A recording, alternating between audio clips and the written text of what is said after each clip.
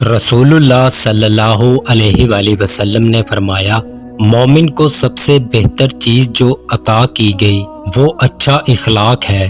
اور سب سے بری چیز جو آدمی کو عطا کی گئی وہ خوبصورت چہرے میں برا دل ہے۔ رسول اللہ صلی اللہ علیہ وآلہ وسلم نے فرمایا، 3 شخص ایسے ہیں جنہیں دگنا ثواب ملے گا۔ ایک وہ شخص جو اہل کتاب میں سے اپنے نبی پر اور پھر محمد صلی اللہ علیہ وآلہ وسلم پر ایمان لایا، اور دوسرا وہ غلام جو اللہ تعالیٰ کا اور اپنے مالکان کا حق ادا کرتا رہا، اور تیسرا وہ شخص جس کے پاس ایک لونڈی ہو، پھر وہ اسے اچھی طرح تعلیم و آداب سے آراستہ کر کے آزاد کر دے، بعد ازاں اس سے نکاح کر لے تو اسے دوہرا ثواب ملے گا۔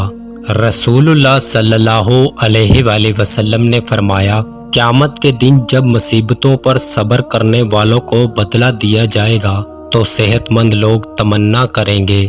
کہ کاش دنیا میں ہماری کھالیں کینچیوں سے کاٹ دی جاتی تاکہ ہمیں ان جیسا بدلہ مل سکے۔ رسول اللہ صلی اللہ علیہ وآلہ وسلم نے فرمایا، 5 امور سے پہلے 5 امور کو غنیمت جانو، اپنی موت سے پہلے زندگی کو، بیماری سے پہلے صحت کو، مشغولیت سے پہلے فراغت کو، بڑھاپے سے پہلے جوانی کو،